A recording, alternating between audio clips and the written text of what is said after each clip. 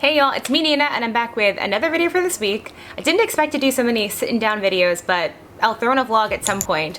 I'm actually creating this video because it was on my mind. It's trending on, not trending on Twitter, but all the brown people are talking about it on Twitter. And also I got a comment request asking me to share my own review of Netflix's new show, Indian Matchmaker, or The Indian Matchmaker, something like that.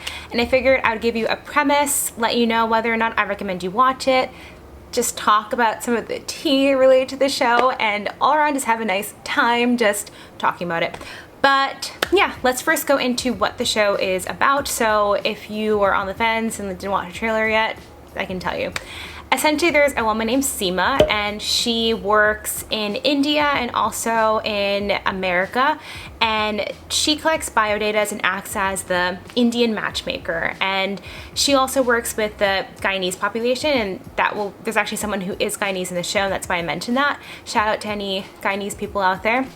And yeah, that's essentially her job. She works as a matchmaker, and I never even knew that existed, and low-key want to be on the show, but we'll go into why that probably wouldn't work for me. I'm an Indian Christian, and yeah. But that's a whole idea behind the show. I will say right off the bat that the season finale was a little disappointing because I don't know why I thought this or why I thought they would wait for this. I imagine that all the people, I want to say characters, like they're not real, but like all the people in the show in the beginning, I imagine that by the end they would all like have an update or all be married or something. But the end felt like any other episode, but there was one marriage, and I was really looking to see an update about a certain character, Nadia, and no update. I thought for sure by the end they would give us some kind of like standing or like what's happening, but nothing. But I will say overall, right off the bat, that I thoroughly enjoyed the show, especially during quarantine when there's not a ton of shows to watch. It was just a fun way to pass the time. The episodes are 30-minute blocks. I even ended up watching one episode with my mom, and she literally said she wants to get Netflix again so she could watch it. And it's kind of like a fun, low-stakes way of just thinking about, I was gonna say marriage, but it's not even that. It's just like, even if you have someone in your life who's going through their process or they're talking to someone, it's just exciting. So to have a show that kind of unveils what arranged marriages are really like in India is super cool. And I know a lot of people had complaints about it, and I will get into that later on, but to be honest, I'm not really mad about it because it's a part of Indian culture, and yes, we should call it out and say we're not okay with it, but it literally is like, anyone who was too upset, it's like, have you not grown up in a brown house? Or if your parents are more liberal, then like, have you not heard other uncles and aunties talk about crazy things? Like, I don't think the show should be responsible for the crazy things that people say, but yeah. Okay, let's get into the characters now. The people in the show, and some of the things around that, my opinions. You can let me know if you disagree. I actually don't know all their names. I tried to look it up, but I couldn't. But I know 3 of their names, so the 3 most important characters anyway. So first, starting off with Arpana and her mom. She is a lawyer, and she is really headstrong, and I was actually really surprised by the amount of hate that she got. I thought she was a bit negative, and her humor is kind of tongue-in-cheek, and she's kind of like intense with how she comes off with things, but I actually liked her. I wouldn't be best friends with someone like that, but like we could be in the same friend group, and I found her funny, and I didn't take everything she said seriously. I kind of saw it as like her armor, you know, and I think that also with reality TV shows, something really important to keep in mind is they always need a character for you to hate, and they always need a character for you to love. And if you took anyone's life and recorded large segments of it and then just took tiny parts of it, you could make anyone look really great or really bad. So I think it's really important not to demonize her. She's just somebody who really knows what she wants, and maybe you personally don't jive with her or like her personality, but she's not necessarily a bad person, and you can't like make moral judgments of someone based off of that. And also the whole pursuit of, you know, looking for someone, trying to get married, it's such a personal thing, and I think I'm tempted to be an easygoing person and say, that's fine, I'll just, you know, and it's one thing if you're, you know, buying a t-shirt and you know, you need something really quick and you're like, I'll just take that, that's fine. But your spouse, like, I understand why the characters are picky, and I also understand why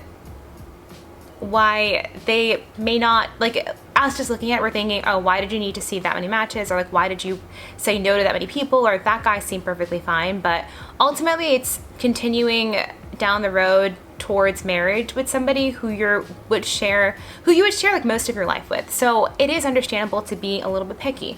And next is Nadia, and she's Guyanese, and that was interesting to me that she would mention how she's talked to Indian guys before and how they would not want to pursue things with her because they want a Guju or Punjabi girl or whatever. And I know that I'm actually South Indian.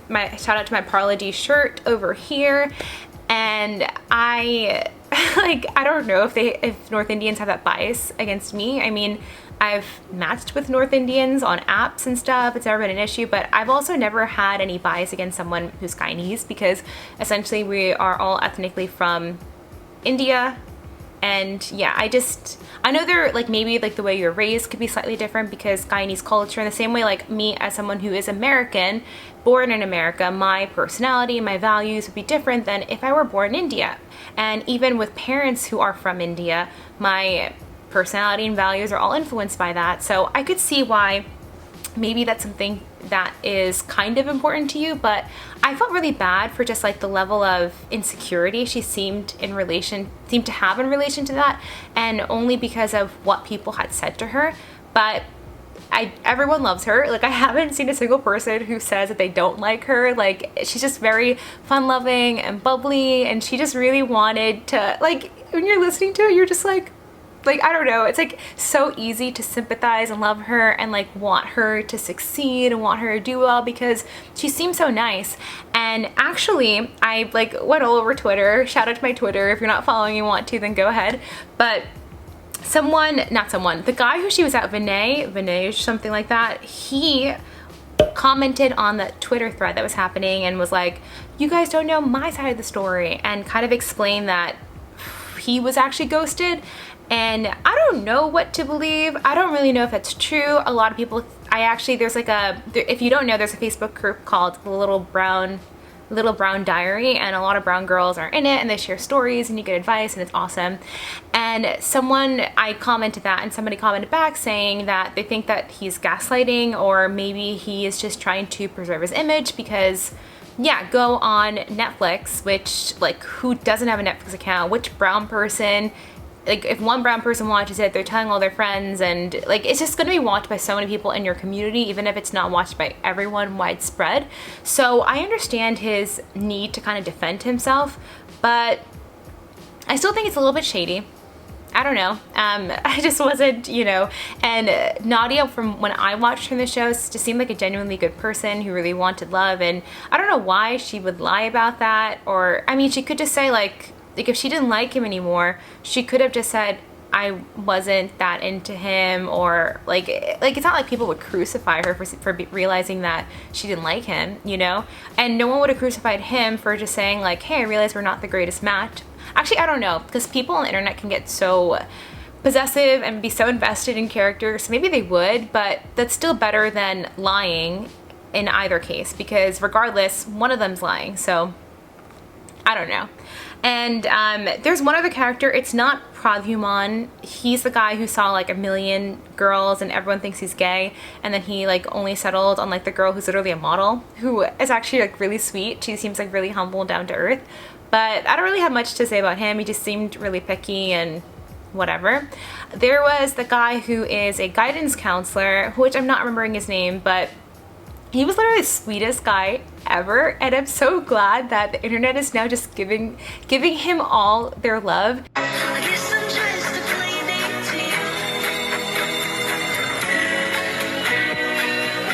He actually reminds me a lot of my brother. He's into Dungeons and Dragons, he's into the same jokes. I think him and my brother would actually be really tight, like great friends.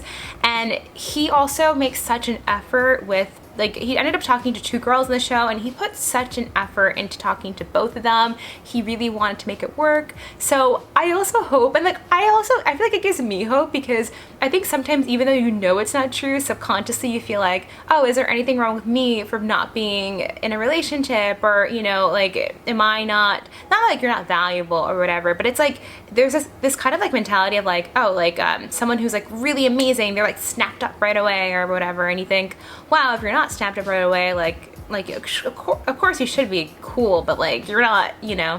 And that's obviously like such a faulty way of thinking. And I think of him and who he is and how dynamic and amazing of a person he is, and how he's still single, and even Nadia, like, they're just amazing people, and they still haven't found that person for them.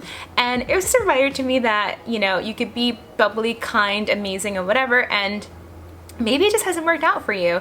And I'm so sure they were going to find great people, but then again, how are they still single, you know? Like, who wouldn't scoop them up? But those are my thoughts on those 2 characters. There's also a guy, and I cannot remember his name, I'm sorry, but he was in India and worked for a company, and his mom was really pushing him to get married. And I actually know a lot of people who view marriage that way, and a lot of people were kind of thinking that's crazy, like her mentality. She was saying like the girl should be flexible and, like, you know, for his needs and whatever, and like a lot of old school mentality things. And even the girl who he ended up marrying, he saw a girl, thought she was pretty, and that was pretty much the basis of why he chose to marry her. He thought she was really pretty. That was essentially it. And they were the one marriage that went through. And he was 25 at the time of the filming, which is super young for a guy. I'm saying this as a female who's 27, granted in America, but that was just, I mean, at the end of the day, it's like her job is to be matchmaker. It's not like she's giving like biblical counseling and advice. I'm Christian, that's why I'm saying that. And one of the reasons why I wouldn't ever actually go on the show is they use a lot of astrology and things like that. And as a Christian, I do believe that it is real, but I also think that sometimes when you have these other ways of going to spirits, I like looking at the Bible, there is sorcery, there are other spirits, but it's dark spirits. And there's actually someone in the Bible who like went through a dark spirit and got a message or whatever. So I do believe in tarot card readings. I do believe in all that stuff. I just believe that you're kind of going the wrong gateway. So yeah, I would want the Christian version of Seema Auntie. I would want someone who's like praying for me, like praying to God, interceding and being like, that guy's the one for you, you know? But yeah, there is no Christian version. I would be the Christian version. If you want to send me your biodatas, I feel like I'm so good at like seeing who works with each other and whatever. Maybe not, I'm just like imagining, but it seems like a cool job. You like go out with the families, you talk, whatever.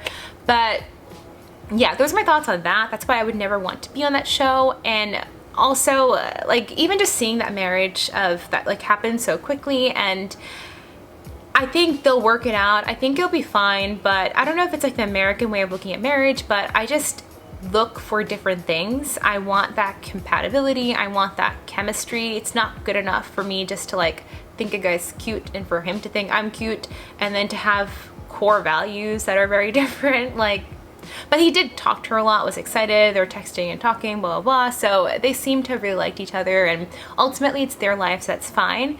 But that's my comments kind of on the show as a whole. And at the end, they kind of almost give a teaser for next season, and I hope they do have a next season, because regardless of whether or not I agree with all the methods, it still is kind of like just a fun show to watch, to pass the time, and was really interesting to watch. So yeah, I would love to watch another season of it, even just to like, you know, I don't like to gossip, I don't like to talk about other people, but when you watch a TV show, it's like you get to gossip, because you can talk about these people who either are not real, like characters in TV shows, or are not connected to your life anyway. So you can just plainly say like, wow, that was so dumb, like that they did that, or blah, blah, blah, and like you could just talk about it. So at the end, I'm gonna now bring up some like problematic things that are on the show that are worth talking about to just address, because I do think they still need to be addressed, because we subconsciously will accept things or whatever because of our environments, and we need to call things out that are not okay. And there was a girl who actually seemed really nice, and she was at her brother's wedding and she was listing her requirements, and I don't know why she would say this. I believe she was American too, and I feel like in America, like, there's some people who talk about how they're not okay with colorism, but she plainly said, don't get me anyone who's too dark. And a lot of people were super duper upset about it, and myself included, because yeah, there are families where people will not see another person just because they don't match the skin shade of what they want, and they want to keep their family really light skinned and whatever, and it's just perpetuating a system that privileges people who are lighter skin tones, and it's messed up. Like, there's no other way to say it. It's just really messed up, and to perpetuate that system is a major issue. And if we all actually made steps to kind of call out the system for how dumb it is and actually love people of all skin shades and whatever, then I think we would all be just like happier people. But for whatever reason, that is not being done. We are not, like, characters in the show are not doing that. And even just like the expectation of like one of the characters being 25 and, like, you know, saying, oh, you're 25, you need to get married, and acting like marriage is like a task, like going to the grocery store. That's also super problematic and not fair to him. And yeah, and expecting a woman to stay at home, expecting a woman to be flexible, to do what you want and whatever, those are all problematic messages. So I just wanted to like say, like, out there, like, I'm not in favor of that. But it still is a very fun show to pass the time and watch, and I would recommend it for you. And let me know in the comments down below, do you agree with me? Do you disagree with me? What were your thoughts on the show? And I'll see you later on this week.